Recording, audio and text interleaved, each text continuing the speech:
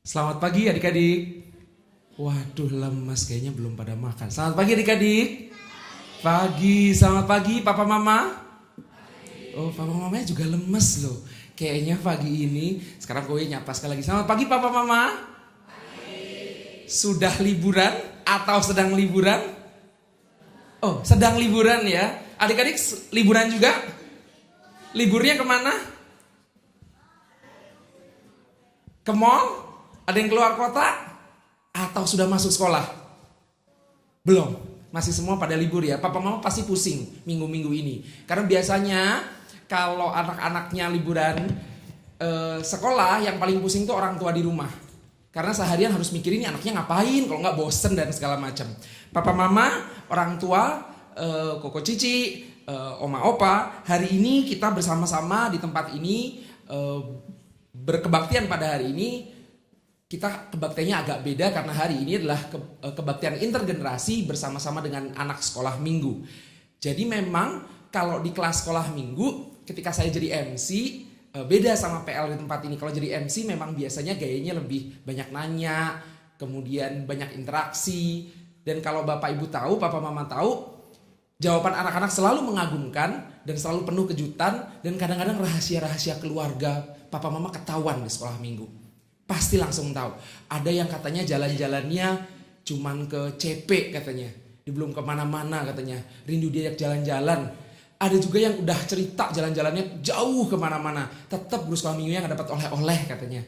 Semua dipegangin sendiri. Tapi memang hari ini kita boleh bersama-sama bersama dengan anak-anak sekolah minggu, bersama dengan keluarga kita boleh berbakti di hadapan Tuhan. Untuk itu orang tua, papa mama dan semua umat Tuhan yang tempat ini kita bersama-sama akan bangkit berdiri. Kita akan menyanyikan lagu Mari Kawan-Kawan Nyanyi Gembira.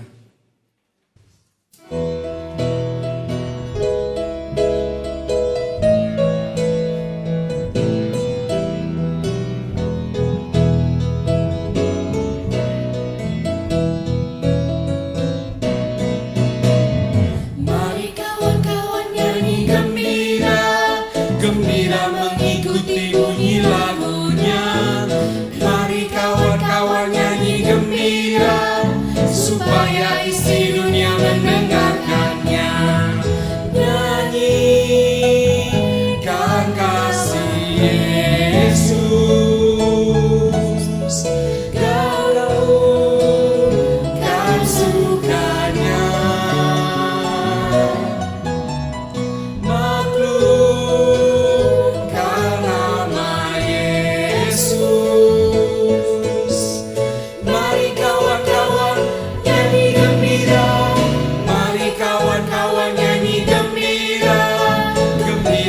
Ikuti bunyi lagunya. Mari kawan-kawan nyanyi gembira, supaya isi dunia mendengarkannya.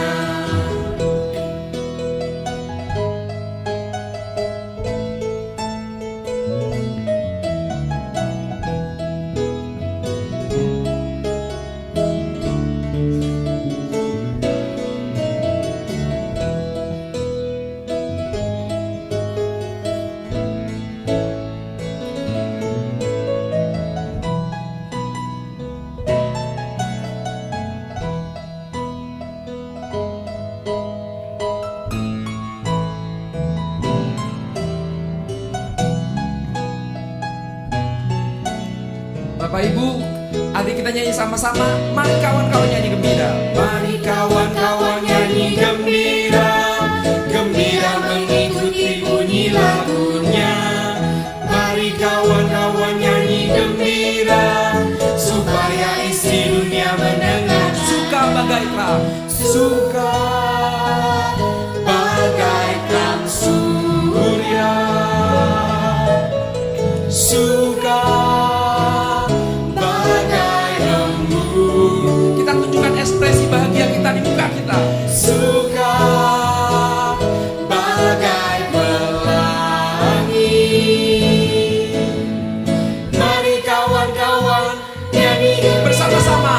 Mari kawan-kawan nyanyi gembira, gembira mengikuti bunyi lagunya. Mari kawan-kawan nyanyi gembira,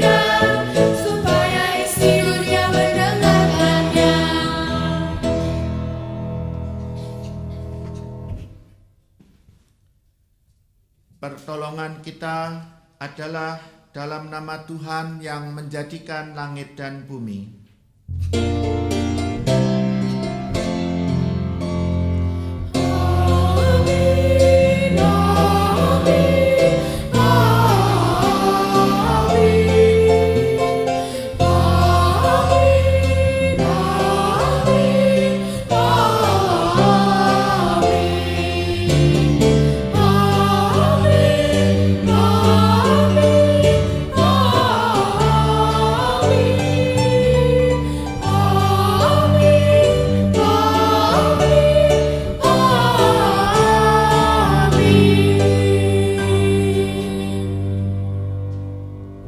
Damai Kristus besertamu. Juga besertamu.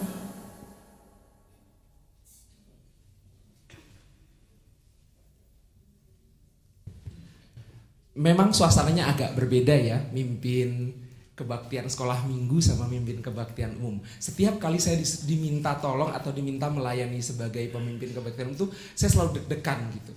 Karena bapak ibunya ngeliatin saya itu dengan aduh gitu. Kalau anak-anak gitu ya, setiap kali ketemu saya they are very karena memang anak-anak gitu ya, memang mereka sangat jujur dengan ekspresinya mereka gitu. Kalau saya membosankan, mereka pasti akan lari-lari. Kalau saya kurang persiapan gitu, mereka akan sangat langsung tahu gitu, dan mereka akan susah gitu. Kok gue mau ngajak, saya panggilannya mungkin bahasa nama saya itu Halim, tapi mungkin sebagian besar anak sekolah minggu taunya Kok Wewe gitu. Hari ini Kok mau ngajak kita main sedikit gitu ya. Kalau Kok bilang hai, coba hai, nah kamu harus jawab halo gitu ya. Kita coba ya, ini buat adik-adiknya dulu, buat anak-anaknya dulu. Coba hai. Tangannya begini, halo gitu. Jadi kalau hai begini, kalau halo begini. Coba ya, hai. Oh, kalau Koko bilang halo, jawabannya hai. Oh, udah pinter ya. Halo. Oh, kita coba sekali lagi.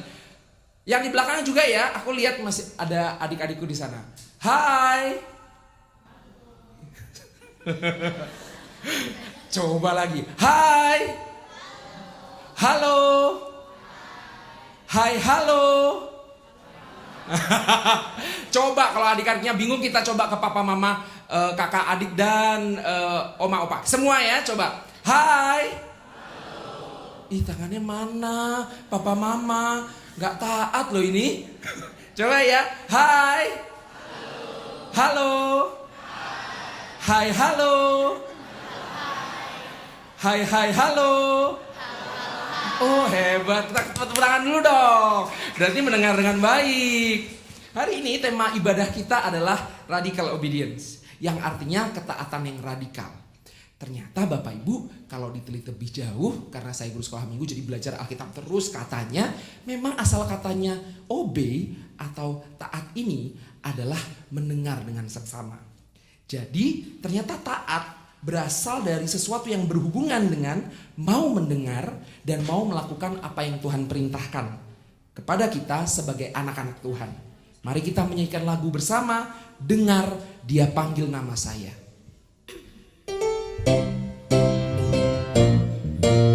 Kita mulai dari anak-anak, dari adik-adik kita.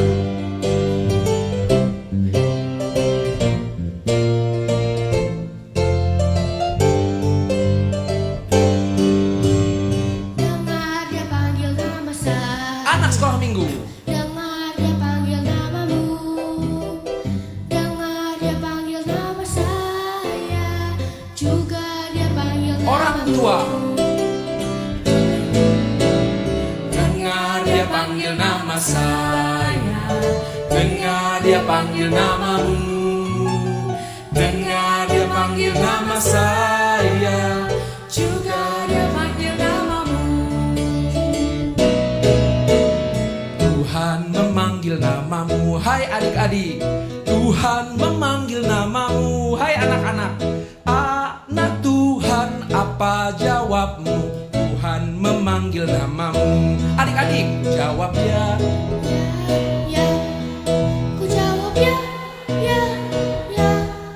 Ku jawab ya Tuhan, ku jawab ya Tuhan, ku jawab ya, ya, ya. Ku jawab ya, ya, ya. Ku jawab ya.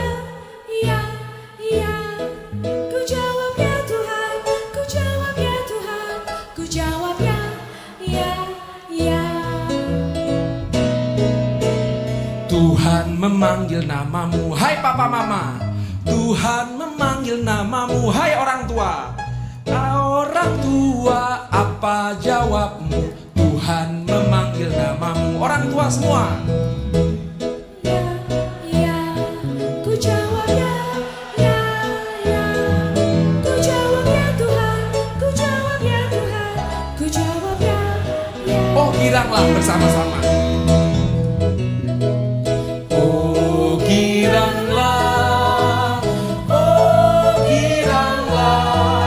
Yesus amat cinta pada saya. Oh Sekali lagi, oh giranglah.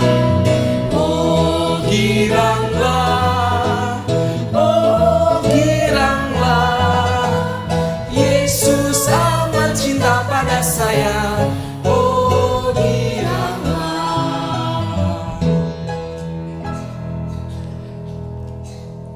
Menyanyikan lagu, kita juga perlu taat rupanya. Salah satu yang paling, khususnya buat adik-adik sekolah minggu, salah satu yang paling menyenangkan hati orang tua kita itu, kamu tahu nggak? Pada saat kita pertama kali bisa ngomong, bilang, Pa, Ma, itu hati papa mama kita, orang tua kita tuh senengnya luar biasa. Wah, pertama kali kamu bisa ngomong itu, papa mama seneng banget. Tapi juga tahu nggak? Salah satu yang paling bikin sedih, salah satu yang paling bikin sedih papa mama kita, adik-adikku, adalah waktu kita ngebantah.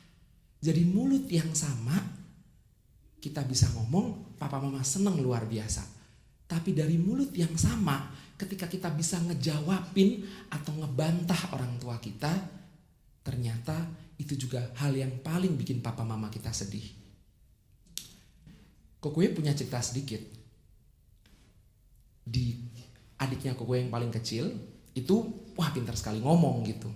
Cimeme mungkin kamu semua tahu gitu. Pernah diajarin juga sama Cimeme di rumah. Satu kali dia lagi berantem sama papanya Kokwewe. Berantem hebat. Kokwe juga lupa sebenarnya berantemnya sebenarnya masalah apa gitu. Tapi mereka berdua berantem dan satu kali adiknya Kokwe yang paling kecil ini, abis ini aku dimarahin sama dia. Kalau jangan cerita-cerita ya. Gitu. Ini hanya untuk perenungan aja, pembelajaran. Kemudian dia mengatakan sesuatu yang memang ngebantah, nggak taat. Jadi dikasih tahu sesuatu, tapi dia bantah. Udah bisa ngomong, waktu itu masih kecil, masih SD, tapi udah bisa ngomong, ngebantah lah dia. Papinya Kokwe marah luar biasa waktu itu, sampai nggak bisa ngomong. Jadi papanya Kokwe itu sampai saking kaget dibantah, saking kaget dijawabin, dia diem, dia masuk kamar. Hari itu mereka berdua gak ngomong seharian. Suasana rumah tegang. Aduh, sepanjang hari gak ngomong mereka berdua dan kita semua gak ada yang berani gangguin gitu. Karena memang berantemnya cukup gede dan Jimmy waktu ngejawabnya, aduh cukup aduh sakit hati lah, cukup tajam gitu. Aduh, sedih sekali ya. Kemudian, tapi yang menarik ya, papa mama, adik-adikku, besoknya mereka berdua masih diem, masih nggak ngobrol.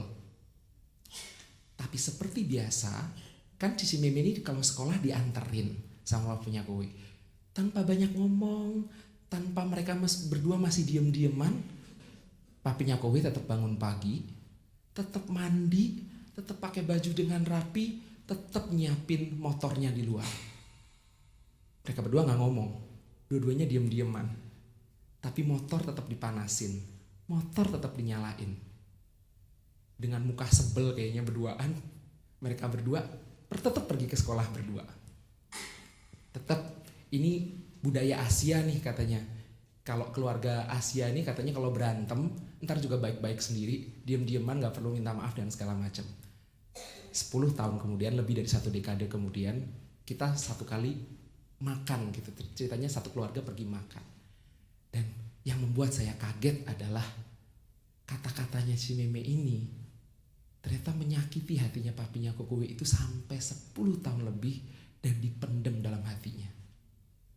Dia gak ngomong, sebenarnya marah papinya Kokwe itu, tapi diem. Ketidaktaatan itu ngebantah itu ternyata menyakiti hati orang tua kita loh. Sedih ya. Keluarga adalah kehidupan awal kita. Semua orang berawal dari keluarga. Keluarga mengajarkan kita hal-hal baik, hal-hal yang bersifat ilahi. Kebaikan, kasih sayang, ketaatan, pengampunan dan lain sebagainya. Tapi seperti telur yang ada dalam satu keranjang, keluarga juga saling bergesekan. Dosa membuat keluarga juga melakukan tindakan-tindakan dosa itu sendiri. Keburukan, ketiadaan kasih, pemberontakan, ngebantah, tidak taat sama orang tua, itu juga dimulai dari keluarga. Perintah Allah jelas, papa mama, adik-adik, agar kita mendidik setiap orang memiliki jalan yang sesuai dengan firman Tuhan. Hari ini kita lipat tangan sama-sama yuk. Sebagai satu keluarga, sebagai umat Tuhan, kita mengakui dosa kita di hadapan Tuhan. Kita berdoa bersama.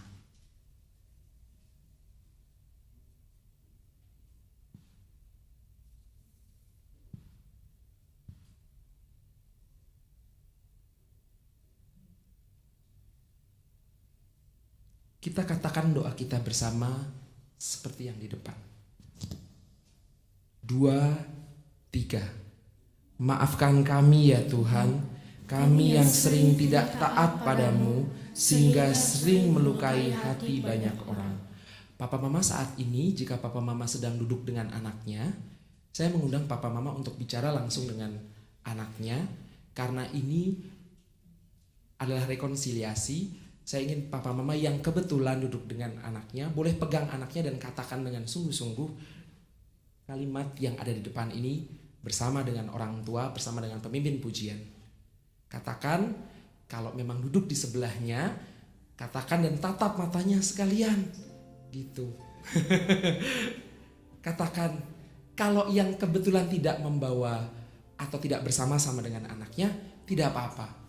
Kita bawa pesan ini dan kita akan sampaikan kepada mereka. Sebagai orang tua, mari kita bicara dengan anak kita sesuai dengan doa dan sesuai dengan kata-kata di atas, di depan ini. 2, 3.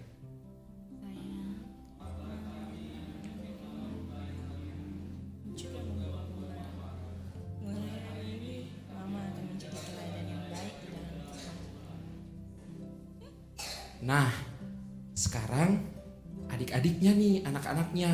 Di belakang kayaknya ada keluarga juga yang lagi sama anak-anaknya. Di tengah-tengah juga ada. Sekarang adik-adik, anak-anak, kita mau bilang sama orang tua kita juga. Kita cuma mau bilang bahwa kita juga sering ngebantah, kita sering tidak taat. Jadi sekarang kita ngomong sama orang tua kita. Ini saatnya kita juga minta maaf sama orang tua kita. Kita bilang sama-sama. 2, 3. Papa dan Mama maafkan yang seringkali tidak taat dan membuat Papa dan Mama sedih dengan ketidaktaatan kami.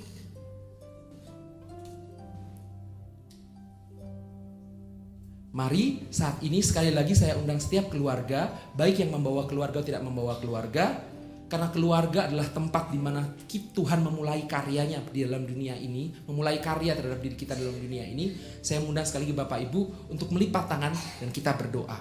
Berdoa buat anak-anak kita, berdoa buat papa mama kita. Papa mama kita capek membesarkan kita, papa mama kita capek memelihara hidup kita. Orang tua, anak-anak berusaha semaksimal mungkin untuk menyenangkan hati orang tua. Mari kita doakan mereka. Kita tidak selamanya bisa menjaga mereka, tidak selamanya mereka akan berada di dalam pengawasan kita, tetapi Allah yang maha kuasa, Allah yang maha tahu, Allah yang maha besar, Allah yang maha melakukan segalanya yang akan menjaga hidup mereka. Kita ambil waktu, teduh waktu berdoa kita doakan anak-anak kita. Kita doakan keluarga kita.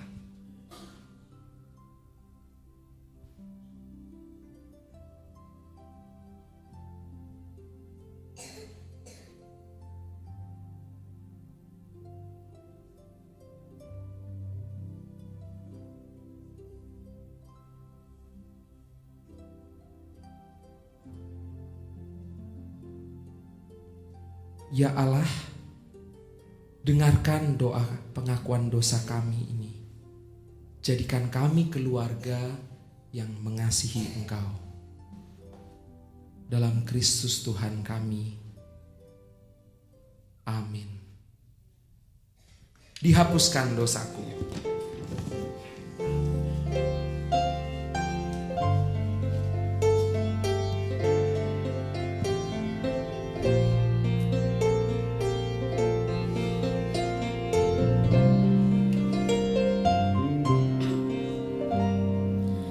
Dihapuskan dosaku hanya oleh darah Yesus. Aku pulih dan sembuh hanya oleh darah Yesus. Oh, darah Tuhanku, sumber pembasuhku, sucilah hidupku hanya oleh darah Yesus. Adik-adik dan yang anak-anak saja.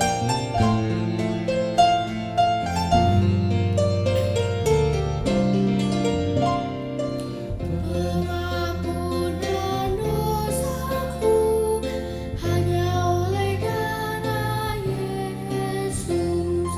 Penyucian hidupku hanya oleh darah Yesus. Bersama-sama. Oh, darah Tuhanku, sumber pembasuhku, sucilah hidupku hanya oleh darah Yesus.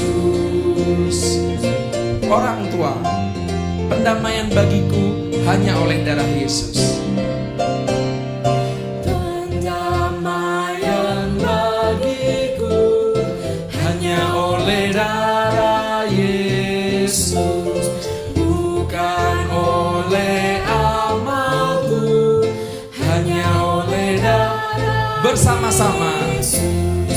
Oh, darah Tuhanku, sumber pembasuhku, sucilah hidupku hanya oleh darah Yesus. Bait yang keempat bersama-sama.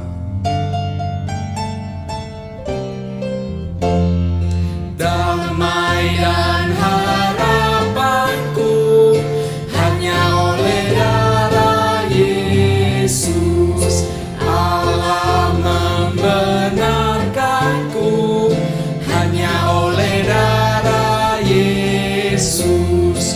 Oh, darah Tuhanku, sumber pembasuhku, sucilah hidupku hanya oleh darah Yesus.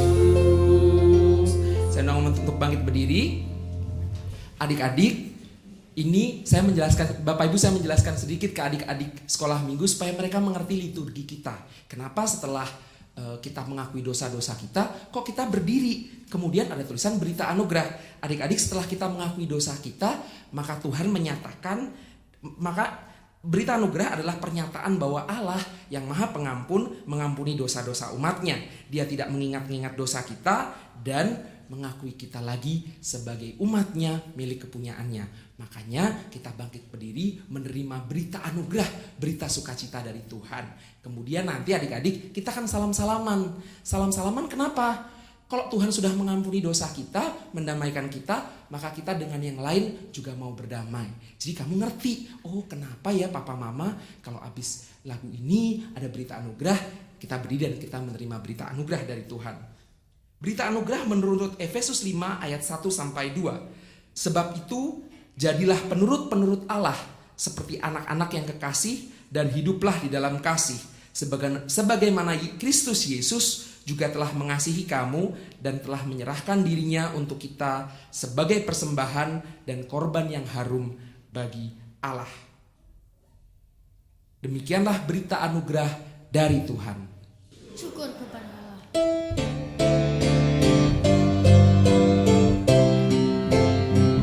Bersukacitalah selalu, tunjukkan wajah gembiramu. Lihat teman di kanan kiri dan di sekitarmu. Berikan salam damai karena kasih karunia serta pengampunannya diberi. Hiduplah dalam damai seorang dengan yang lain, itu kehendak Tuhan bagimu. Bersukacitalah selalu, tunjukkan wajah gembira. Lihat teman di kanan kiri. Lihat teman di kanan kiri dan di sekitarmu. Berikan salam damai karena kasih karunia serta pengampunannya diberi. Hiduplah dalam damai seorang dengan yang lain, itu kehendak Tuhan bagimu.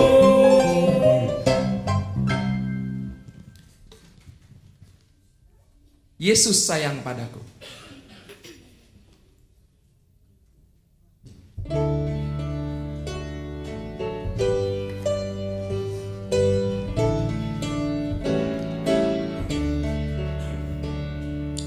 Yesus sayang padaku, Alkitab mengajarku, walau ku kecil lemah, aku ini miliknya.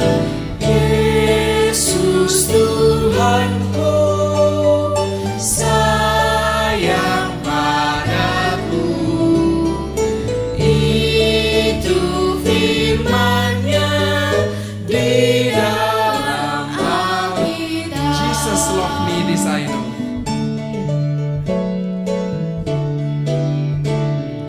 Jesus loves me, this I know, for the Bible tells me so. Little ones to Him belong, they are weak but He is strong. Yes, Jesus loves me.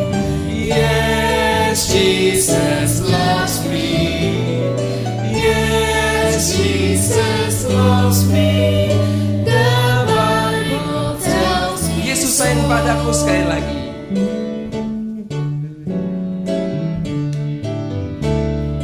Yesus sayang padaku, Alkitab mengajarku, walau ku kecil lemah, aku ini miliknya.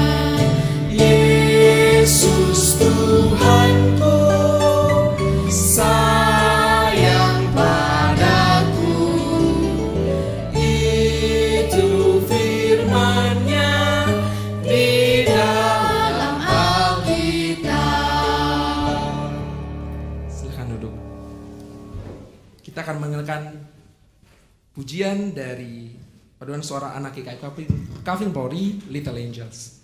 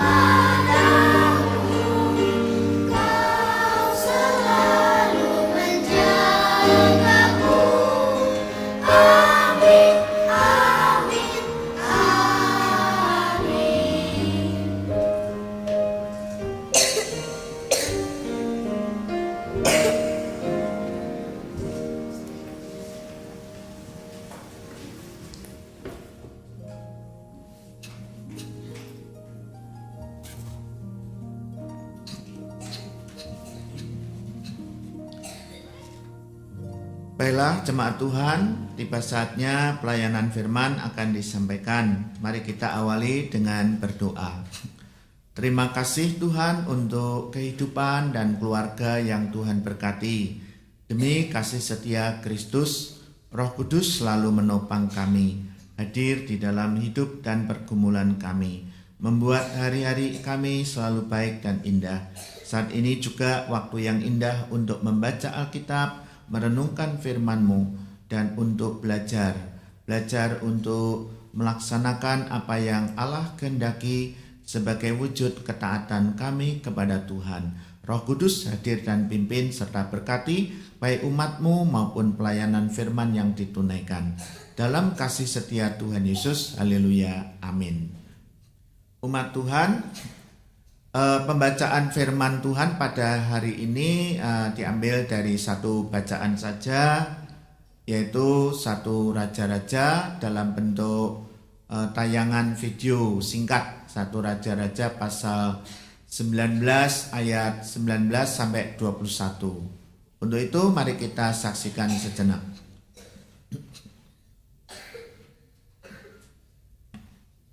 Satu Raja-Raja pasal 19 ayat 19 sampai 21. Setelah Elia pergi dari sana, ia bertemu dengan Elisa bin Safat yang sedang membajak dengan 12 pasang lembu, sedang ia sendiri mengemudikan yang ke-12. Ketika Elia lalu dari dekatnya, ia melemparkan jubahnya kepadanya. Lalu Elisa meninggalkan lembu itu dan berlari mengikuti Elia. Katanya, "Biarkanlah aku mencium ayahku dan ibuku dahulu, lalu aku akan mengikuti engkau." Jawabnya kepadanya, "Baiklah, pulang dahulu, dan ingatlah apa yang telah kuperbuat kepadamu." Lalu berbaliklah ia daripada Elia. Ia mengambil pasangan lembu itu, menyembelihnya, dan memasak dagingnya dengan bajak lembu itu sebagai kayu api. Ia memberikan daging itu kepada orang-orangnya. Kemudian makanlah mereka. Sesudah itu bersiaplah ia, lalu mengikuti Elia dan menjadi pelayannya. Demikianlah pembacaan firman Tuhan. Berbahagialah setiap kita yang merenungkan firman Tuhan serta memeliharanya dalam kehidupan hari lepas hari. Haleluya.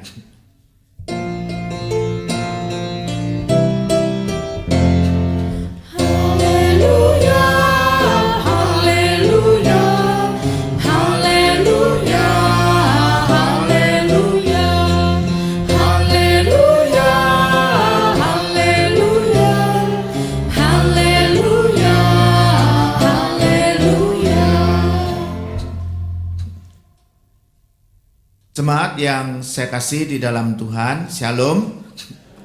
Apa kabar semuanya? Ya, puji syukur kalau saat ini kita dapat kembali mengikuti ibadah intergenerasi, di mana orang tua, oma dan opa, engkong dan encim bisa mengikut sertakan anak cucunya, keponakannya. Saya mau tanya dulu, tolong angkat tangan ya, bapak, ibu, orang tua, atau kakek nenek yang saat ini ibadah bersama dengan anaknya atau cucunya, itu tolong angkat tangan. Kalau tidak angkat tangan berarti tidak mengakui keberadaan mereka.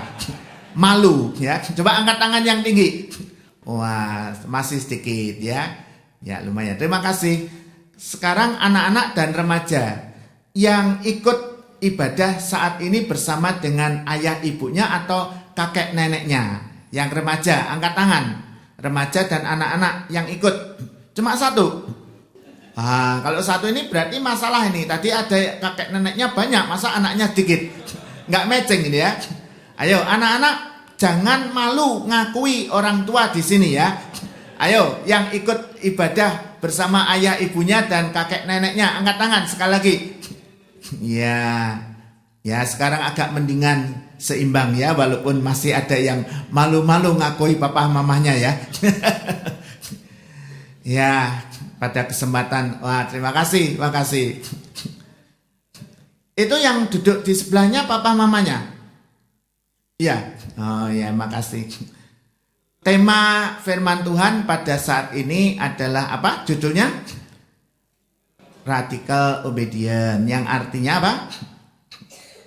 Artinya ketaatan yang radikal. Nah, ada baiknya di sesi awal ini, di awal khotbah saya ini, kita masuk pada pemahaman, ya, pemahaman tema dan sekaligus pendalamannya, ya. Untuk itu saya mengajak, ya, baik sebagian anak-anak, remaja dan orang tuanya untuk ikut, ya, dalam pendalaman ini. Saya mengajak untuk berdialog sebentar, bercakap dengan saya. Tadi yang sekaligus duduk di sebelah kanan kirinya papa mama, di tengahnya anak-anaknya, mohon Pak maju Pak, anaknya dibawa. Ya, ya, yang bapak tadi itu, yang anaknya semangat ngacung ke depan ya. Tolong Pak maju ke depan, pakai mic-nya di sini Pak. Sama istrinya sama anaknya dibawa, diajak ke sini Pak. Ini di sini Pak. Ya, memahami tema Pak, ya maju ke depan aja. Ngadepnya ke jemaat, jangan ke saya. Lalu yang remaja, itu yang sebelahnya MC ya. Ya, kamu maju ke depan. Siap. Mari di sini, boleh pakai mic sini. Mamanya mana? Oh ya, benar. Mamanya ada nggak? Papa mamanya? Oh sendiri, enggak apa-apa. Ya, pakai mic. Ya. Temanya apa namanya? Ketaatan yang radikal. Saya mau tanya sama anaknya dulu. Namanya siapa anaknya? Hah? James Finley. Panggilannya? Finley. Finley. Ngerti arti ketaatan enggak Finley? Taat. Setengah tidak. Oh, setengah dek. Berarti setengah tidak, setengah tahu ya. Ya, tolong ceritain yang tahunya aja, walaupun setengah nggak apa-apa. Salah nggak apa-apa, nanti kalau salah dibetulin oleh Om Pendeta. Taat itu apa? Mendengarkan. Diawali dengan mendengarkan. Udah pinter gitu ya. Mendengarkan Ya, saja. udah naik kelas 4. Oh, sudah naik kelas. Terus setelah mendengarkan apa? Taat itu. Taat itu memang diawali dengan mendengarkan. Tapi selanjutnya apa? Boleh dibantu orang tuanya. Bantu orang tua pijit. Hah? Ketahuan deh ya. Papanya minta tolong, mamanya pijitin. Sip ya. Itu langsung penerapan Ini itu. Papa nih sering suka Ya. minta dipijit dengan kaki saya. Ya. Omnya terima kasih ya. Om Pendeta terima kasih. Jadi khotbahnya enggak panjang-panjang. Langsung ada contohnya soalnya. Nah, sekarang saya tanya, kalau radikal tahu nggak? Nggak tahu. Hah? Nanti mau kentut aja. Nanti jawabannya tahu atau nggak tahu? Kalau nggak tahu dibantu bapaknya. Ayahnya bantu jelasin, ayo terangin. Radikal itu artinya begini-begini yang dipahami. Kalau prakteknya radikal itu ekstrim ya, nggak pakai mikir, pokoknya jalanin aja, itu radikal. Gitu ya? Ya. Istrinya mau nambahin? Saya sih sempat membuka kamus kemarin, Ya? cari arti kata radikal. Kalau di dalam kamus itu artinya kembali ke dasar, Kembali ke dasar. prinsip dasar. Waduh. Saya mau ngomong gitu kok sudah didahului. Ini Pak contohnya ya. Contohnya itu penggunaan gadget, penggunaan medsos yang baik itu kayak gini ya. Ibu sebenarnya calonnya calon pengkhotbah deh. Ya. Jadi kalau apa-apa itu selalu ditelusuri dulu, dipersiapkan ya. Itu keteladanan dari istrinya gitu ya. Ini bagus lah. Ya benar Bu, tadi benar Bu. Saya apresiasi. Selanjutnya nanti ganti pada yang remaja. Kasihkan mic-nya. Nah, memang arti radikal itu ya ada yang seperti disampaikan oleh sang suami, sang ayah ini. Penampakan di Indonesia itu radikal, kalau sudah kelompok agama radikal itu tuh perasaan kita gimana? Hah? Perasaan kita gimana? Ngeri ya? Takut ya? Sadis ya? Ya. Konotasi kalau radikal tuh waduh ngeri. Keras, ISIS. Gitu ya? Kan gitu. Itu adalah contoh radikal yang keliru saja nih, ya. Sebenarnya radikal itu adalah radikal yang keliru itu yang dipraktekkan di Indonesia, membabi buta dan isinya seringkali radikal itu adalah merusak, menimbulkan ketakutan. Nah, kalau arti radikal yang sebenarnya netral atau common sense itu pengertian umum tadi yang sudah disampaikan Kamus Besar Bahasa Indonesia itu ya, yang mendasar. Jadi kalau ketaatan yang radikal tadi artinya apa? Ketaatan yang mendasar, ya, ketaatan mendasar. Arti yang kedua itu adalah perubahan. Perubahan dalam dunia politik itu sangat kuat, ya, menyeluruh, ya, itu. Namun yang kita pakai justru bukan soal yang radikal praktek di dunia politik, tetapi dalam arti Kamus Besar Bahasa Indonesia, yaitu yang mendasar, yang substantif, yang prinsipial, ya. Lalu pertanyaan untuk yang remaja ini namanya siapa? Fania. Fania. Ini kalau dalam buku Dian Penuntun Fania ya, konteks ketaatan kita pada Tuhan, pada yang dimaksudkan ini konteksnya di Indonesia. Adapun sikon Indonesia itu ada 3. Jejet, era digital, ya. Yang kedua alam demokrasi. Yang ketiga kebangsaan dan politik, ya. Nah, pertanyaannya yang terkait dengan yang satu aja, era digital. Fania ya, punya gadget nggak? Ya. Hah? Punya. Aktivitas sehari-hari dengan gadgetnya apa sih, kalau boleh tahu? Buka Instagram, chat sama teman. Apa? Buka Instagram atau Buka chat Instagram, sama teman. sama chat teman-teman. Iya. Asik nggak? Iya. Hah? Asik Iya. nggak main gitu? Asik. Asik. Papa mamanya juga gitu nggak? Iya. Hah? Baik chat sama teman. Hah? Chat sama teman atau buka Facebook. Papa mamanya juga sering main gadget nggak? Asik nggak? Suka, sering. Suka. Kira-kira betah berapa jam sih? Kalau main gitu karena asiknya? Tiap jam. Hah? Waduh. Tiap jam. Sampai capek nggak? Enggak. Hah? Enggak. Matanya sampai capek pedes nggak? Enggak. Nggak. Tiap jam ya. Tapi satu kali main itu bisa berapa menit? Hah? Bisa 2 jam lah. 2 jam. Kalau saya 2 jam itu pedes mata. Ya. Nah, ngomong-ngomong dengan keasikan itu, kira-kira nyadari nggak ada sesuatu yang terabaikan? Kadang menyadari. Menyadari apa yang terabaikan? Misalnya ada yang belum dikerjain, terus udah terlambat dikumpul karena asik main gadget, jadinya baru sadar. Baru sadar. Terus tugasmu dalam keluarga ada nggak? Kalau sebagai anak Tuhan, dalam rumah tangga itu anak-anak itu punya tanggung jawab apa? Punya tugas apa? Maksudnya? Belajar. Hah? Belajar. Itu murid. Tugas pokok murid belajar. Kalau sebagai anak apa? Bantu orang tua. Bantu orang tua. Menghormati orang tua. Iya. Peduli sama orang tua. Itu sering dilakukan nggak? Enggak. Nah, itu yang agak terabaikan ya. Iya. Orang tua juga begitu nggak? Terlalu asik sehingga kurang perhatian sama anak. Kira-kira? Enggak. Kadang sih. Hah?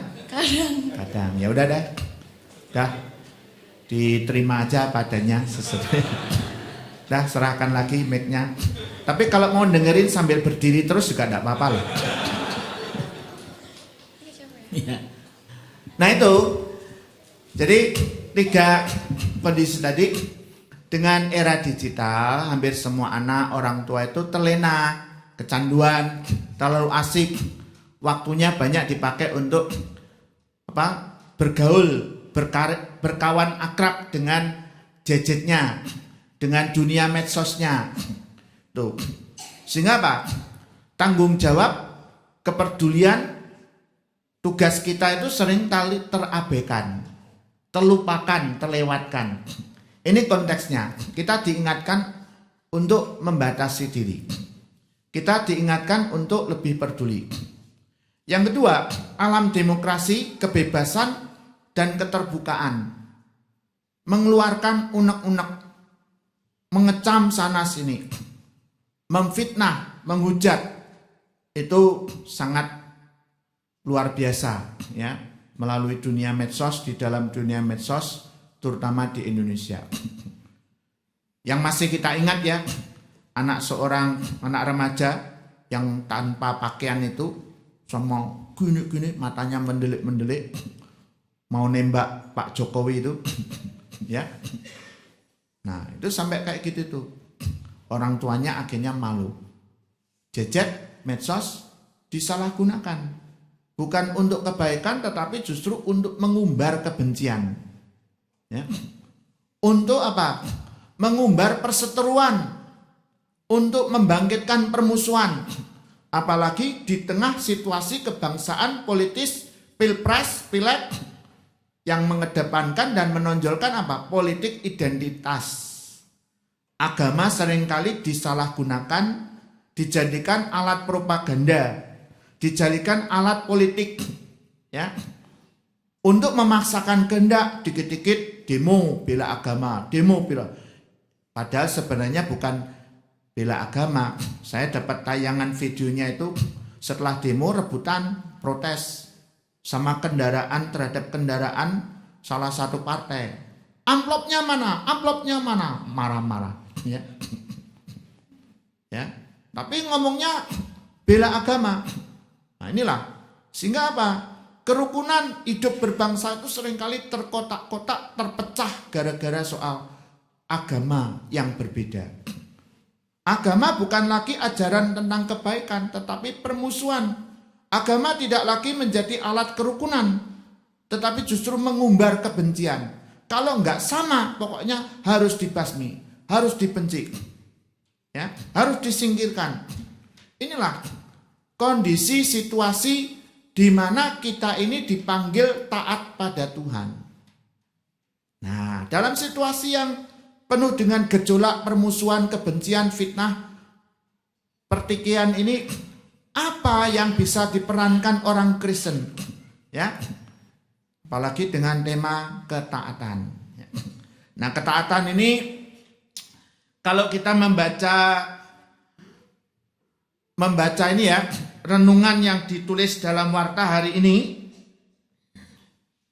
itu ketaatannya itu ada beberapa jenis motivasi ketaatan. Ada orang taat itu karena takut, ya, takut kalau nggak taat dihukum, taat pada peraturan pemerintah, taat pada bos, kalau enggak dimarahi, kalau enggak dihukum. Ada juga ketaatan karena berpamrih punya kepentingan. Taat seperti anak taat pada orang tua. Supaya apa? Supaya keinginannya untuk dibelikan gadget baru dibelikan HP yang lebih canggih, dituruti. Ketaatannya bukan dari hati, tetapi karena saya punya kepentingan, saya punya kebutuhan yang akan saya dapatkan kalau saya taat. Kalau saya bantah, saya tidak akan dapat. Nah, tapi muaranya tetap pada kepentingan diri sendiri. Ya. Nah, kemudian di dalam warta gereja juga ada topik yang lain selain motivasi soal ketaatan itu, kepada siapa kita taat, dalam hal apa kita taat, ya. Yang jelas sebagai orang beriman, yang pertama dan terutama harus taatnya kepada siapa, Bapak Ibu Saudara? Kepada siapa? Kepada Tuhan, ya.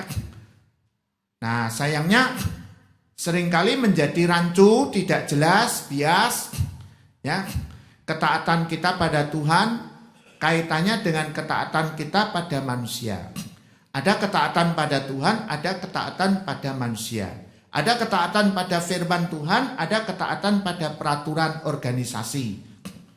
Misalnya organisasi perusahaan, organisasi pemerintahan, bangsa, undang-undang lalu lintas misalnya, ya. Ketaatan dalam organisasi, peraturan tentang tata gereja, ya. Ini kadang-kadang tidak jelas. Mana yang harus kita kedepankan, mana yang harus kita utamakan, dan mana yang tidak. Mana yang harus lebih punya bobot lebih besar, lebih tinggi, dan mana yang tidak. Apalagi dalam kenyataannya, ya, kadang-kadang itu ketaatan pada Tuhan dengan ketaatan kepada manusia itu berlawanan. Tapi tidak selalu berlawanan, ya. Ada yang berlawanan, ada yang bertentangan, ada yang berkesesuaian. Nah, ini seringkali kita nggak jelas, ya. Contohnya, Pak. Contohnya, kalau dalam dunia nyata, saudara sebagai akuntan perusahaan, lalu ditugaskan oleh bos untuk membuat nota palsu, laporan pembukuan ganda. Nah, ini timbul ketegangan nih. Saya diminta Tuhan jujur, tapi saya harus taat pada perusahaan dan pimpinan saya untuk memalsukan laporan keuangan, bertentangan dengan hati nurani saya. Gimana ini? Bingung. Kalau saya taat pada Tuhan, tidak mau saya dipecat. Resikonya berat. Nah, saya tidak punya pekerjaan lain, saya sudah punya tanggung jawab sama keluarga saya untuk menafkahi, untuk mensejahterakan dan memenuhi kebutuhan hidup mereka. Bingung. Itu kalau contoh dalam hidup sehari-hari. Kalau dalam contoh Alkitab ada itu antara ketaatan pada firman Tuhan dan ketaatan pada adat istiadat. Nah, ini orang Yahudi bahkan ahli Taurat dan orang Farisi juga nggak jelas. Salah satu yang digugat, diprotes, dituntut kepada Tuhan Yesus terhadap murid-murid Tuhan itu oleh orang Yahudi apa? Mengapa murid-muridmu tidak ikut puasa seperti muridnya Yohanes Pembaptis? Mengapa murid-muridmu itu melanggar adat istiadat nenek moyang kami? Makan, tapi tidak membasuh tangan lebih dulu. Ya, itu problemnya. Maka Tuhan mengatakan, bangsa ini adalah bangsa yang munafik, benarlah nubuat Nabi Yesaya. Mereka beribadah kepadaku, mulutnya memuji Tuhan, tapi hatinya jauh daripadaku. Mereka melakukan peraturan-peraturan manusia, tetapi justru mengabaikan apa yang dikehendaki dan diperintahkan oleh Allah. Contohnya Pak, persembahan perpuluhan tuh adas, manis, jintan, dan macam-macam yang tetek bengek sampai dengan bumbu-bumbu itu dipermasalahkan, petakin satu-satu. Tapi soal belas kasihan dan keadilan justru diabaikan. Makanya Tuhan berfirman apa? Ini bangsa yang munafik. Soal perpuluhan, kewajiban agama, soal persembahan perpuluhan, adat dan jintan, bumbu pun juga diperhatikan, diwajibkan. Tapi yang justru lebih penting dari hukum Taurat, kasih, keadilan, dan belas kasihan itu justru diabaikan. Makanya ada firman yang konteksnya, yang ku kendaki ialah belas kasihan, bukan soal persembahan semata-mata. Itu contoh praktek. Ketaatannya itu gak jelas. Prioritasnya itu apa? Ya. Tapi jangan salah sangka loh. Ada ketaatan itu yang Tuhan firmankan, isinya sama dengan kewajiban taat kepada orang lain. Misalnya, hormatilah, right? Hukum yang kelima ya. Kelima dari Dasatita, anak-anak. Hai anak-anak, hormatilah ayah dan ibumu, supaya lanjut umurmu dan baik keadaanmu. Ya. Hormati ini pengertiannya juga adalah mengasihi. Mengasihi orang tua. Dan kasih itu harus ditunjukkan dalam kenyataan, dalam kepedulian, dalam tindakan. Bukan sekedar ngomong, "Pa, Ma, aku mengasihi," tetapi tidak ada kepedulian. Orang tua juga harus taat pada Tuhan, isinya kasihilah anak-anakmu. Didiklah mereka dalam rangka takut akan Tuhan. Ya, itu ada di dalam kitab Ulangan pasal 6, ya, ayat 4 sampai ayat 7, atau dalam kitab Mazmur, ya, didiklah anak muda menurut jalan yang patut baginya, maka pada masa tuanya mereka tidak akan menyimpang daripada jalan itu. Nah ini. Nah selanjutnya saudara, kalau nas bacaan kita hari ini memang diambil dari satu ya. Mengenai apa tadi? Pemanggilan Tuhan melalui Elia terhadap diri siapa? Elisa. Elisa itu pekerjaannya apa kira-kira?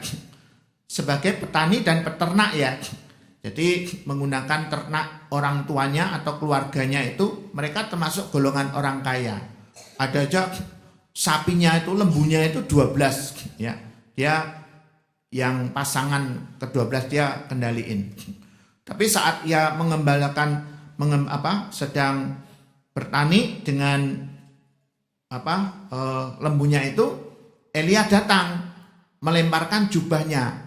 Itu kalau dalam situasi zaman dulu itu sudah dipahami, sudah ngerti.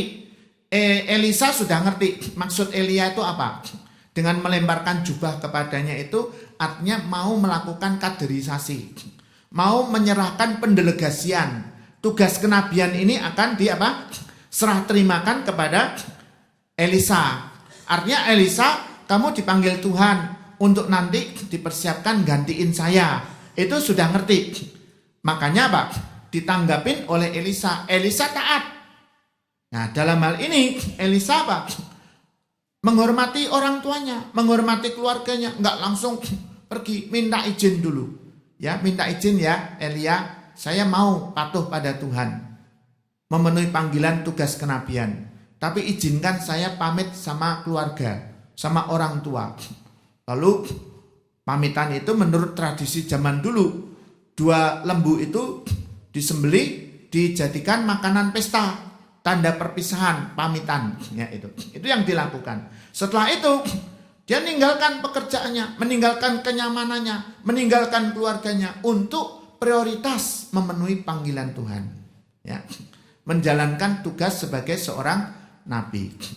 Nah, ini saudara, tentu kalau kita bicara soal ketaatan yang radikal, yang artinya juga bisa substantif, yang paling inti, yang prinsipial, yang mendasar, ya, yang penting-penting, yang total, itu keteladanan utamanya selain Elisa adalah Yesus Kristus.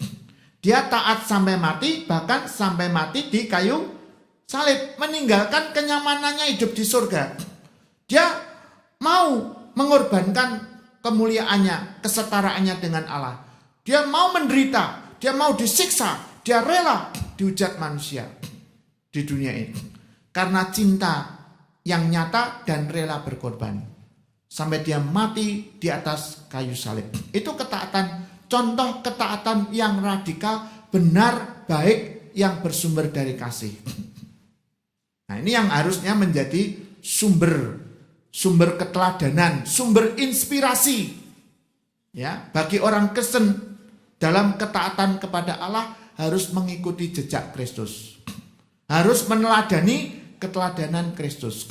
Ketaatan kepada Tuhan itu ya diawali mendengarkan firman Tuhan. Seperti Elisa mendengarkan panggilan daripada Elia, walaupun dengan bahasa yang non-verbal. Bahasa verbal itu bahasa kata-kata. Tapi kalau yang dilakukan Elia ini adalah bahasa simbol, bahasa tindakan. Ya, melemparkan jubah itu adalah seruan panggilan. Yang penting itu adalah kepekaan. Yang penting itu adalah mengerti apa yang Tuhan kehendaki. Dalam hal apa saya dipanggil oleh Tuhan? Dalam hal apa saya harus taat kepada Tuhan? Ya, ini yang utamanya situ. Nah, karena itu mengarah kepada proses kesimpulannya, ya, ketaatan itu yang utama harus kepada Tuhan.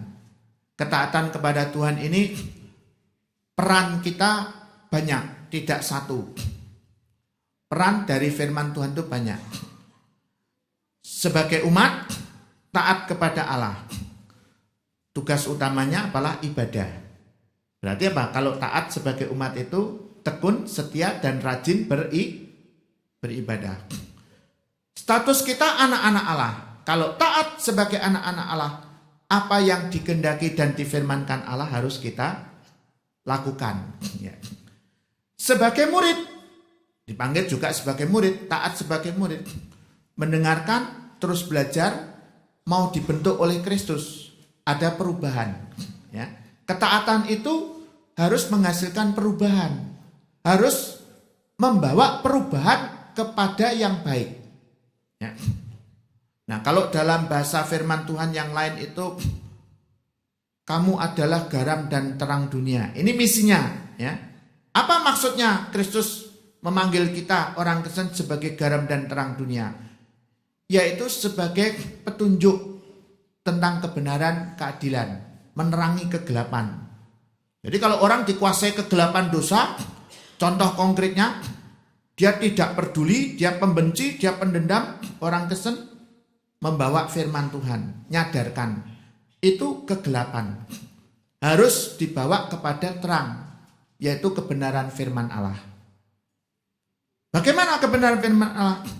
Kasih, pengampunan, rendah hati, kesabaran. Makanya juga dirangkai juga garam dan terang dunia ini dalam khotbah di bukit itu dengan apa? Matius 5 ayat 9. Bunyinya apa? Berbahagialah orang yang membawa damai, karena mereka akan disebut anak-anak Allah. Jadi kalau di tengah dunia masyarakat tuh orang membiarkan diri mengumbar kebenciannya, dikuasai rasa kebenciannya, membangkitkan perseteruan, orang Kristen nggak boleh ikut-ikutan. Harus menjadi pendamai, ya, membawa damai. Gunakan medsos itu dengan baik dan benar. Medsos itu tidak selalu buruk, malah kesempatan emas bagi kita itu memberitakan Injil, memberitakan firman, melaksanakan tugas panggilan kita sebagai pembawa damai itu ke seluruh dunia.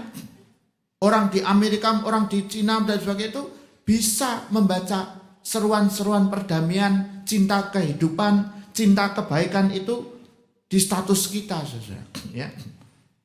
Jangan cuma sekedar update status makanannya, piknik di sana, di sini, ya. Itu tuh enggak ada nilainya, susah, cuma pamer. Yaitu hak, kalau bicara soal hak ya. Tapi kalau orang bicara soal hak terus hak aja, tidak menyadari dan tidak memikirkan tanggung jawabnya, itu maksudnya artinya pola pikirnya kerdil. Kalau pola pikir itu kan hak saya, nggak usah digugat. Kita ini orang Kristen, warga negara Indonesia itu tidak sekedar hak loh ya. Tanggung jawab kita itu ditunaikan enggak? Fasilitas yang begitu luar biasa Tuhan berikan ini dimanfaatkan baik enggak? Untuk menjalankan tugas panggilan kita sebagai orang Kristen. Update kayak seruan-seruan yang positif tentang keadilan, kebaikan, hentikan hujatan-hujatan, hentikan fitnah-fitnah melalui kata-kata quote yang singkat. Nah, ini akan lebih bermakna dibaca oleh teman-teman kita. Kita tetap bersaudara. Setiap orang punya hak pilih. Bebas hak pilih politik, tetapi jangan membuat kita saling membenci dan permusuhan. Nah, itulah contoh-contoh yang akan bisa membawa suatu perubahan. Nah, secara khusus dalam lingkup yang lebih terbatas, anak-anak, secara khusus pesannya, setelah dengar khotbah ini, khususnya yang ngomong-ngomong sendiri, adik-adik, ini ya. Tadi Pak Pendeta khotbah, isinya tahu enggak tentang apa? Isinya tentang apa? Ayo coba kamu tiga ini sharing. Pak Pendeta tadi khotbahnya tentang apa? Hah? Apa? Lembu. Ya. Dengerin ya. Tentang ketaatan pada Tuhan. Nah, ketaatan pada Tuhan ini bagaimana melaksanakannya sebagai anak? Coba perhatikan. Sudah tahu enggak? Taat pada Tuhan selain ibadah juga harus apa? Diwujudkan dalam hal apa? Taat menghormati orang tua. Taat mengasihi ayah dan ibu. Jadi jangan asik main HP terus. Ya. Berikan waktu, kepedulian, ngajak orang tua doa. Kalau orang tuamu pernah bertengkar enggak? Hah? Pernah berantem enggak papa mama? Pernah. Anak-anak bisa jadi pendamai. Ya. Tapi punya ide enggak caranya mendamaikan papa mama? Belum ya? Ya, misalnya papamu marah-marah sama mama ya. Ya, contohnya ya. Papa deketi rangkul. Papa kok ngamuk terus sih? Dulu nikahi mama itu untuk apa sih, Pak? Nah, gitu ya. Ayo, Ma, minta maaf sama papa. Papa mangkel tuh sama mama. Nah, itu contoh caranya jadi pendamai. Mau nggak kamu gitu? Hah? Nggak mau? Mendamaikan ayah, papa, mama yang bertengkar mau nggak? Ini anak-anak ini mau nggak? Mau kan? Nah itu jangan nggak mau. Kalau mau berarti kamu bahagia. Papa dan mama sudah berdamai gara-gara Tuhan pakai saya untuk mendamaikan. Doain setiap hari papa dan mama supaya sabar, rukun, damai. Gitu ya. Jadi jangan main HP terus ya. Gitu ya. Ini untuk yang remaja tadi ya, Fania. Ya, sudah jelas ya, punya ide ya. Nah, kalau untuk orang tua ya jangan sampai seperti tayangan video. Ada itu seorang ibu itu anaknya yang masih kecil, masih di bawah 3 tahun, 2 tahun tuh masih pakai gelindingan roda, dibiarin, dia asik belanja sendiri, main HP sendiri. Akhirnya apa? Dia masuk ke eskalator, jungkel ya. Karena pakai roda itu gelindingan roda itu ya jalan sendiri, mamanya itu tidak mantau. Akhirnya apa? Masuk itu dan jatuh. Nah, ini banyak orang tua ya karena umur sudah jadi orang tua tapi belum siap jadi orang tua. Mentalnya belum siap sehingga belum menjalankan tugas dengan sebaik-baiknya. Nah, inilah kurang lebihnya, minta maaf kalau kepanjangan ya. Karena saya harus menyampaikan ini secara keseluruhan, jadi ya agak panjang sedikit. Tapi saya senang karena jemaat di sini itu, apalagi ibu ini ya, melihatnya itu dengan saya itu, wah konsentrasinya penuh dia. Jadi saya tambah semangat nih, khotbahnya tambah panjang nih ya, karena dipelototinnya itu ya. Tapi semoga semuanya kita dimampukan oleh Tuhan untuk taat kepada Tuhan, memenuhi tugas dan panggilan kita, baik sebagai umat, sebagai murid Kristus, sebagai pelayan-pelayan yang berdedikasi, yang penuh sukacita menjalankan tugas panggilan masing-masing. Amin.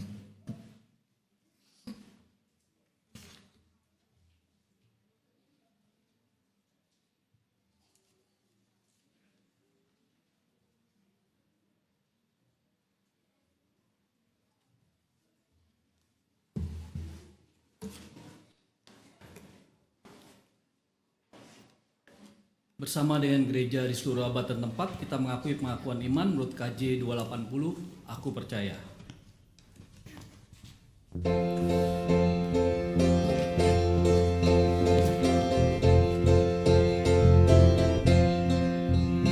Ku percaya Allah yang kekal, yang oleh sabda kita kenal. Bapa pencipta alam semesta, yang mengasihi manusia. Aku percaya Putra Tunggalnya, yang disalibkan di Golgota, yang dari kubur bangkit dan menang, naik ke surga dalam terang. Aku percaya pada Roh Kudus, yang mendiami kita terus. Aku percaya gereja yang esa, ku jadi suci di dalamnya.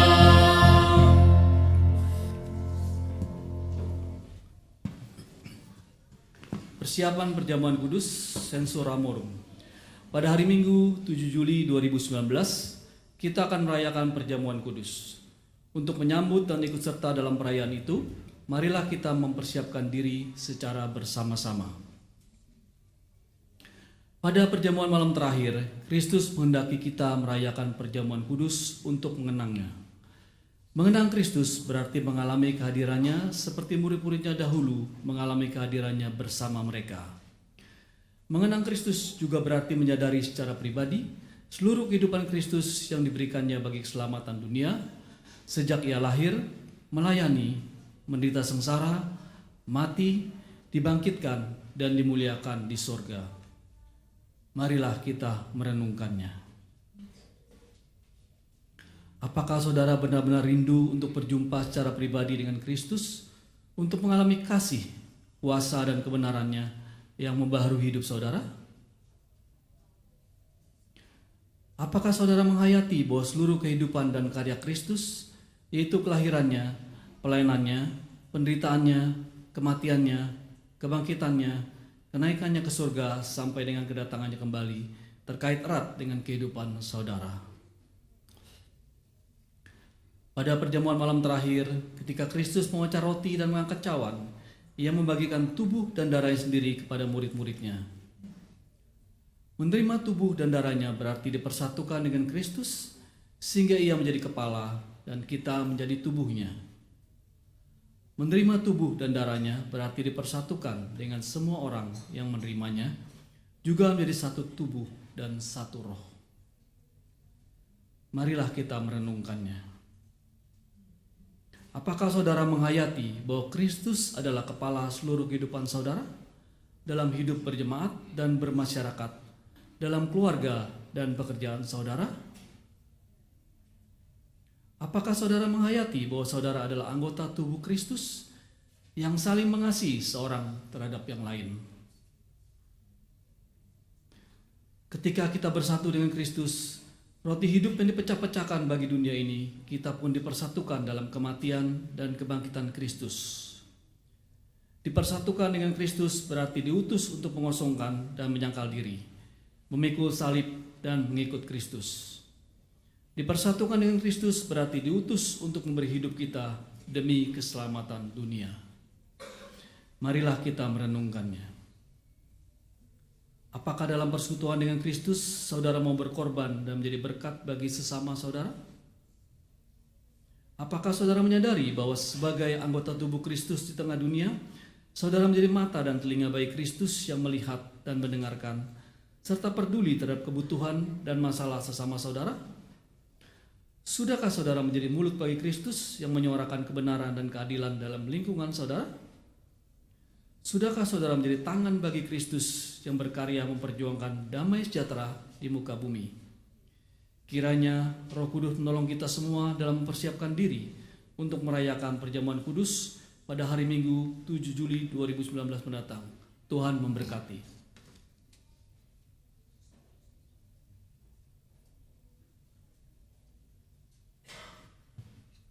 Mari kita berdoa.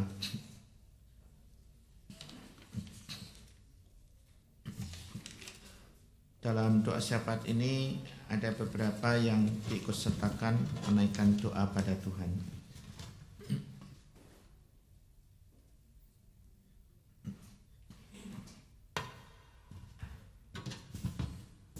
Mari kita berdoa. Tuhan, saat ini kami ingin menaikkan doa syafaat kepadamu.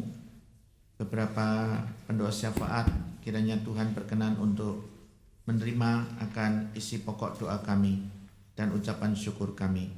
Karena kami berdoa, meminta, dan bersyukur dalam kasih setia Yesus Kristus.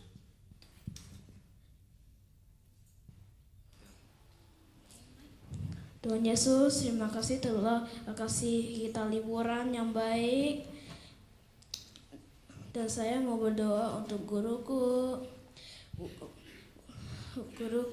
Putri yang saudaranya meninggal karena sakit serangan jantung. Jadi saya mau menjaga kesehatan dan berdoa dan setiap hari belajar olahraga dan makan secukupnya. Terima kasih juga untuk Koko Fedi, guru sekolah minggu aku yang juga mengajar tentang kesehatan, banyak cerita soal makanan dan minum yang sehat. Terima kasih Tuhan telah sayangi kita, amin. Ya Kristus, Allah dan Juru Selamat kami, dengarkanlah doa kami. Tuhan Yesus yang baik setiap hari, terima kasih untuk pagi yang cerah. Terima kasih untuk rumah-Mu yang selalu terbuka menerima kami. Terima kasih untuk anak-anak yang sudah menunjukkan usaha dan kerja keras sepanjang 1 tahun sekolah. Ajari kami para orang tua untuk mampu mensyukuri proses dan bukan hanya pada hasil.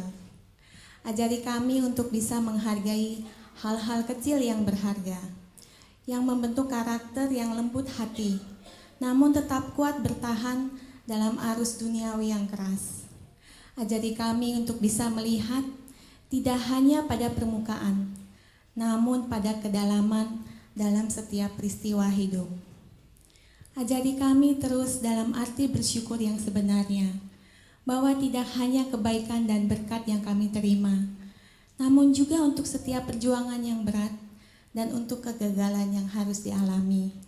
Sehingga kami mengerti bahwa bersyukur adalah menerima semua dalam satu pelajaran hidup yang berharga.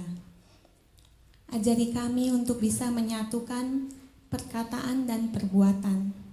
Ajari kami kebiasaan-kebiasaan baik yang nilai komitmennya menjadi kulino. Sesuatu yang dilakukan berulang-ulang dan terinternalisasi, sehingga menjadi contoh teladan yang nyata dan tidak hanya diucapkan semata. Peran kami sebagai orang tua maupun anak-anak adalah penting dan sangat berharga di mata-Mu. Kami mau menjadi yang terbaik dalam peran kami. We want to be the best version of ourselves.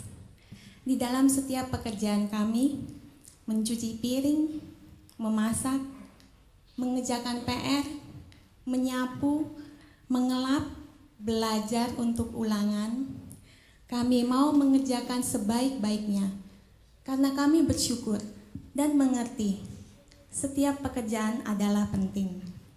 Tuhan Yesuslah penolong kami.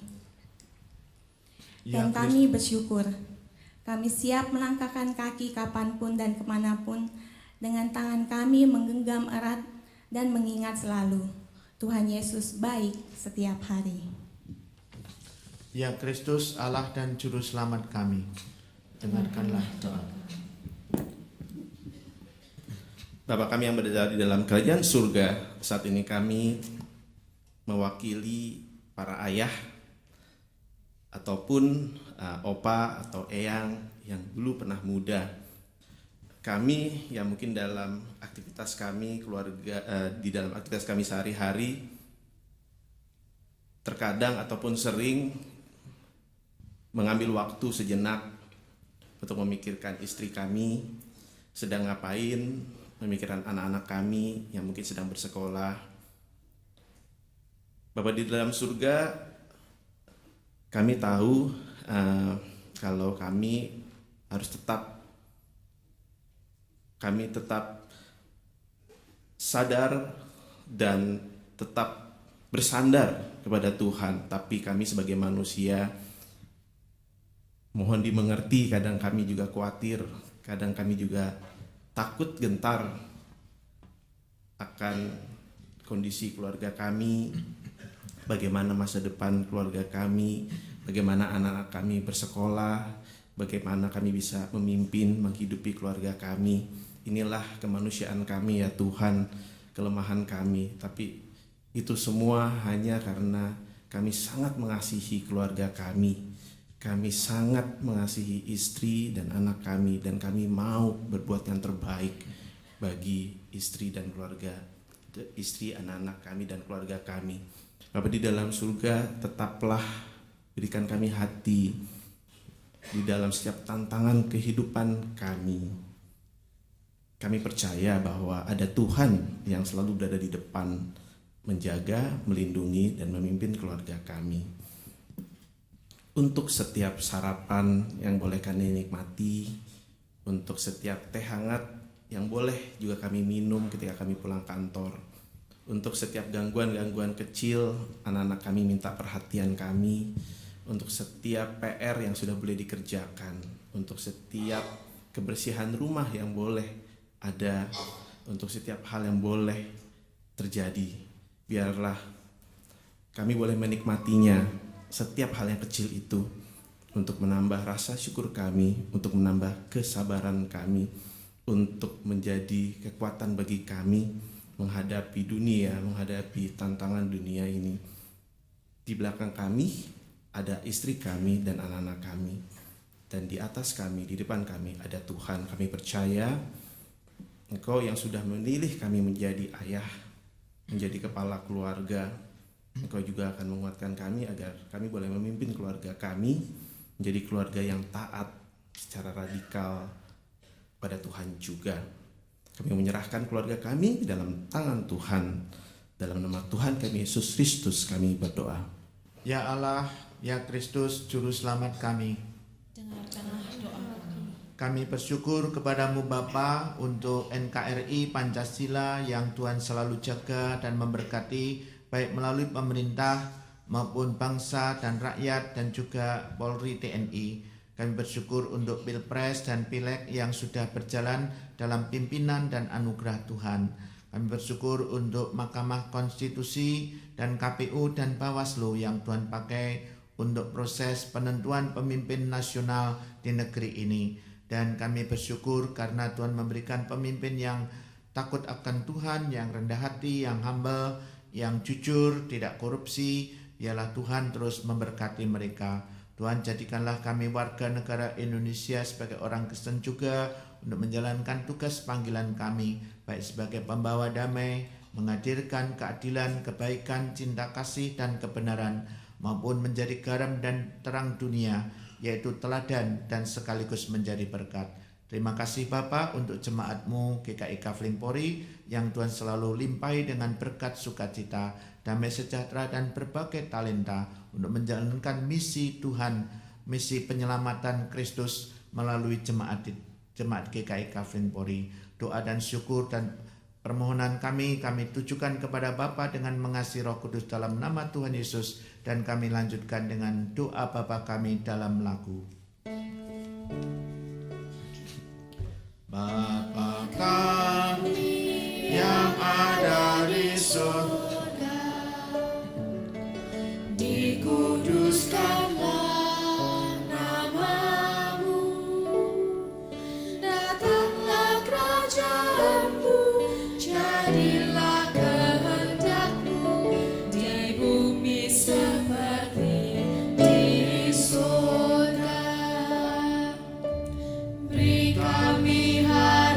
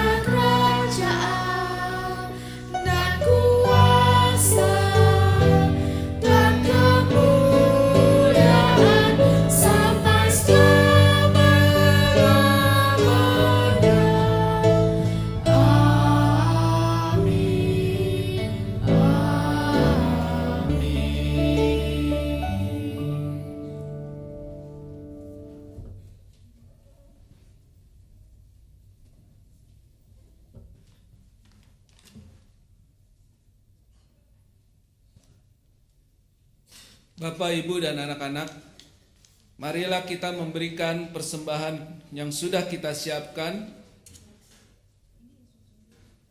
dan nats persembahan yang mendasari persembahan kita menurut Roma 12 ayat 1. Karena itu saudara-saudara, demi kemurahan Allah, aku menasihatkan kamu supaya kamu mempersembahkan tubuhmu sebagai persembahan yang hidup, yang kudus, dan yang berkenan kepada Allah.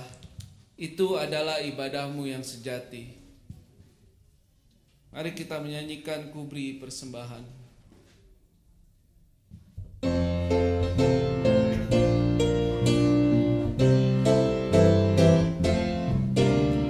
Ku beri persembahan pada Tuhanku sambil puji Yesus Juru Selamatku.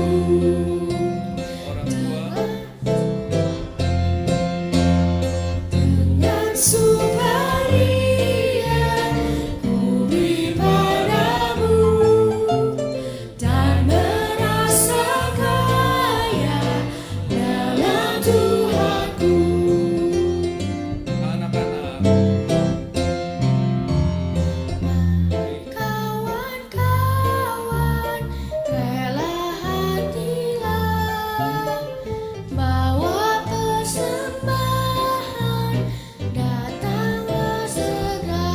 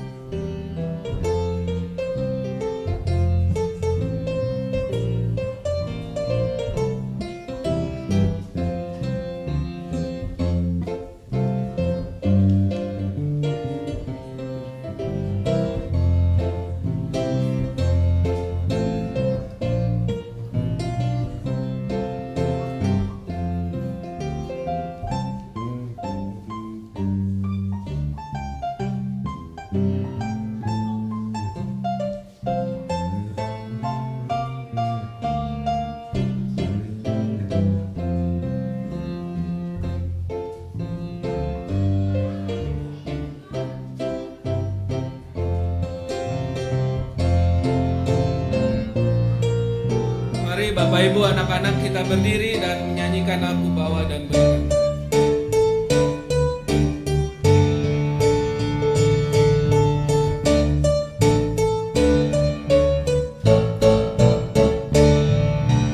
Aku bawa, aku berikan persembahanku pada Yesus, pada Tuhan Juru Selamatku. Dan berikan persembahanku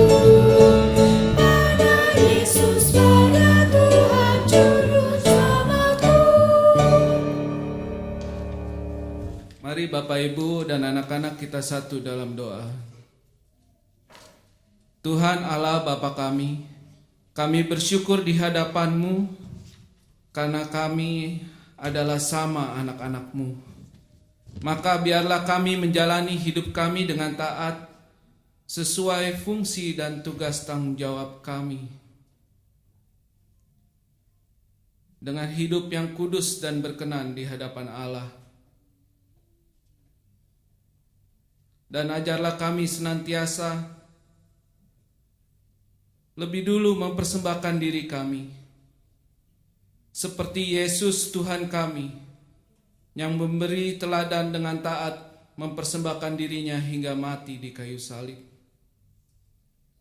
Dan biarlah persembahan kami ini juga boleh dikuduskan dalam nama Tuhan Yesus, dan jadikanlah persembahan ini menjadi berkat dan karya sesuai kehendak-Mu ya Bapa. Amin.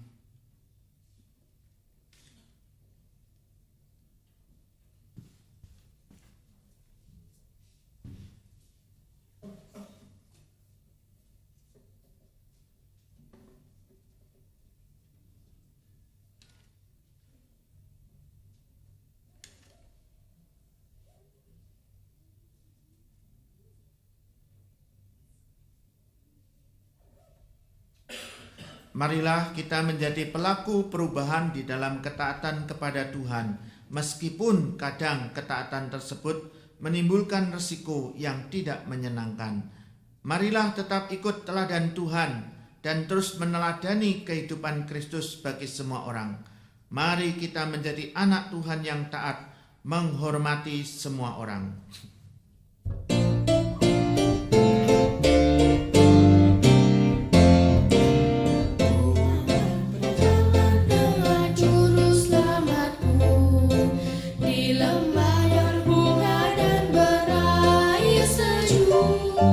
Ya kemana juga aku mau mengikutnya, sampai aku tiba di negeri bakal.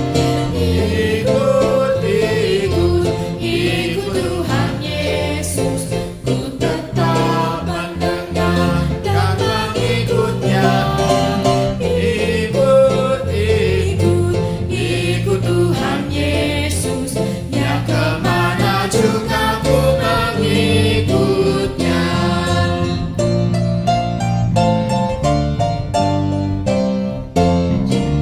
Ku mau berjalan dengan juru selamatku di lembah gelap, di badai yang menderu. Aku takkan takuti bahaya apapun, bila ku dipimpin tangan Tuhanku.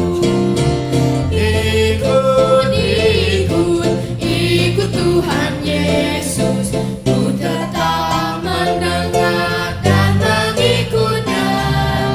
Ikut Tuhan Yesus, sampai mana juga ku mengikutnya. Bersama Juru Selamat hatiku teguh, di lembah dan bukit yang perlu ku tempuh.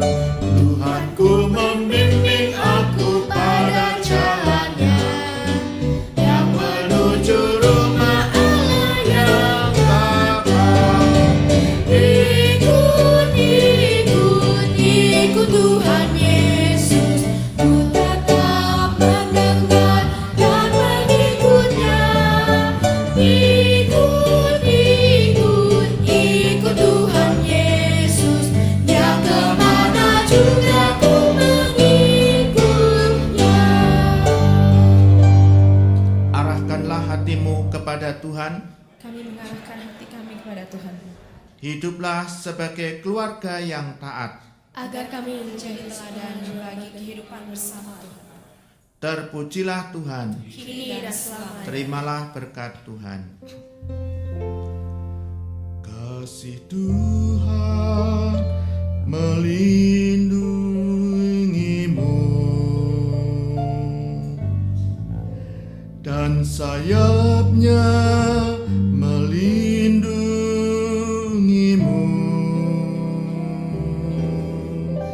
Tangan Tuhan pegang di dalam hidupmu. Majulah dalam terang kasih-Nya.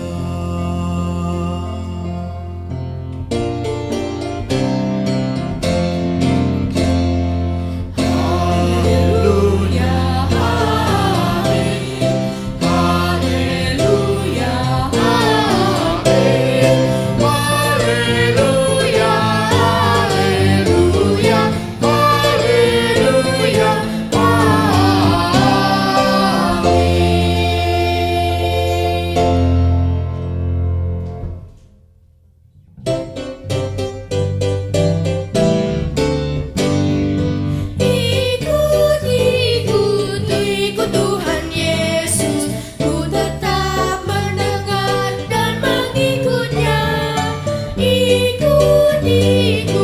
Ikut Tuhan Yesus, Dia kemana juga ku mengikutnya.